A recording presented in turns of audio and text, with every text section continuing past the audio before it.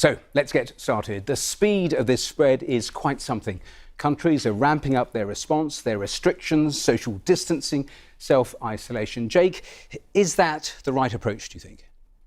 So the World Health Organization has already said that this is a public health emergency of international concern. They recently said that it's characterized as a pandemic. That just means that it's in a lot of countries around the world now.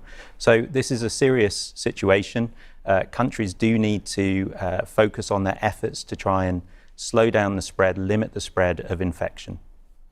I just want to put onto our screen a graph that's gone viral in recent days because it's a really good visual illustration of what the strategy is for governments. There you see that spike on the left-hand side. That is if no restrictions are in place. And what governments are trying to do is to flatten that line, the yellow line, because the horizontal line that goes across the screen is the key one. That is whether health systems have the capacity to cope with the numbers of infections. So that is the strategy, to avoid that big peak and to flatten it down, spread out the number of cases over the timeline. Now, Catherine, we keep being told politicians are following the science, but there are political decisions and political choices in this because different governments are making different choices on things like public gatherings, on sporting events, on school closures.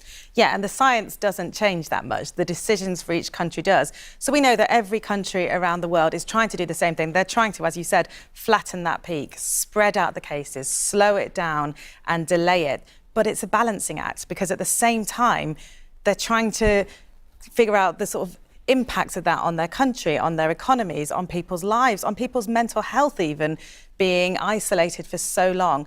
That's the balancing act, and each country is coming to different decisions. Well, stay with me because a lot of pretty basic questions around self-isolation. Here's our medical correspondent, Fergus Walsh. Have a look at this.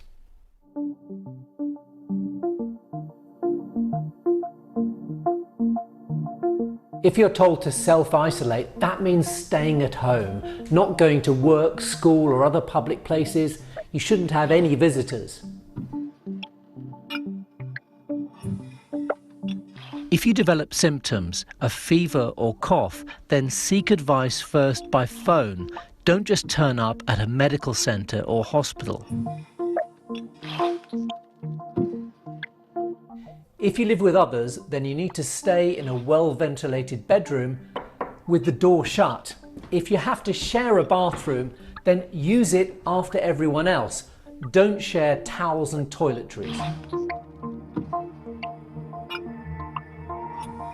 Your waste should be double bagged.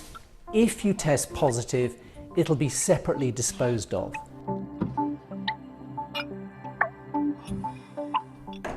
If you live on your own, you can order shopping online or get friends to help, but they should leave it on the doorstep.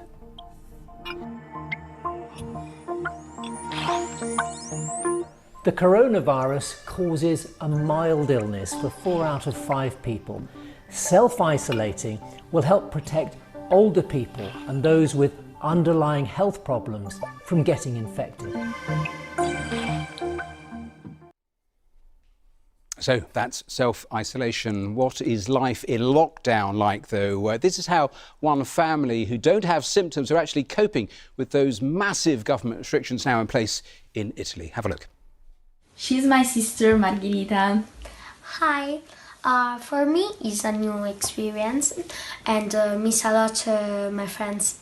But my teacher, Simonetta, set up a distance learning platform for study. This is my dad. Hi.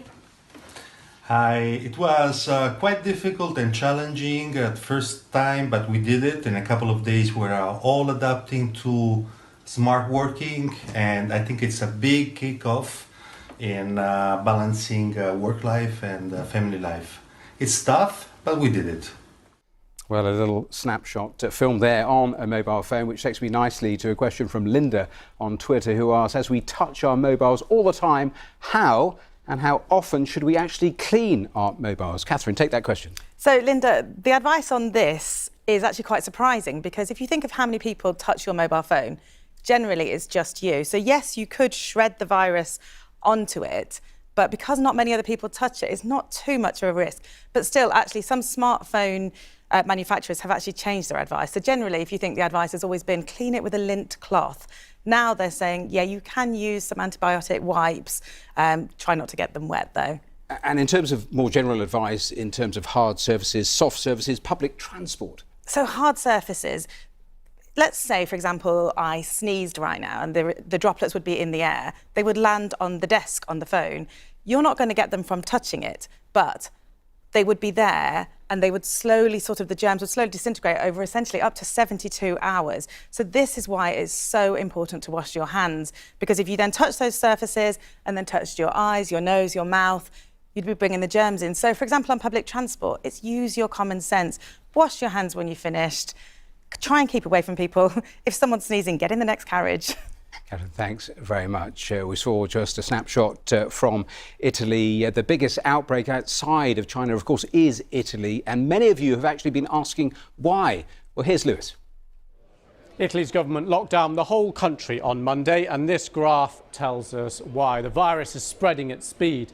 Late February, there were a couple of hundred new cases being reported each day. Within 10 days, it was 10 times that. And the mortality rate appears to be higher than the global average. So let's compare that to, say, South Korea, which also has a large number of cases, but where there are far fewer deaths. And let's take a look at this map, which shows the infection rate slowing, which begs the question, why the difference? Well, first is the rate of testing. And we can look at this graph by Business Insider. Compares 8 countries. It shows that as of the 8th of March, South Korea was doing almost 4,000 tests per million people. Italy was testing 826 per million people. Now, fewer tests mean milder cases going undetected. And that means a lower overall number of cases, which in turn pushes the mortality rate up. So Italy's number of cases may be higher than we think, and the mortality rate may be lower. The second factor is that Italy has the second oldest population in the world. 23% of the population is over 65. And we know that older people are much more vulnerable to this virus.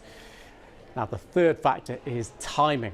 February is peak flu season, which means earlier cases were missed. And we can take a look at this quote from one infectious disease expert in Italy saying that this started unnoticed, which means by the time we realised it, there were a lot of transmission chains happening. Now, if we go back to Italy and look at the fourth factor, which is population density in northern Italy. With so many ill people within a particular region, you get higher rates of infection and then greater pressure on hospital resources. So what began there as a concern in February is now a national crisis. It's being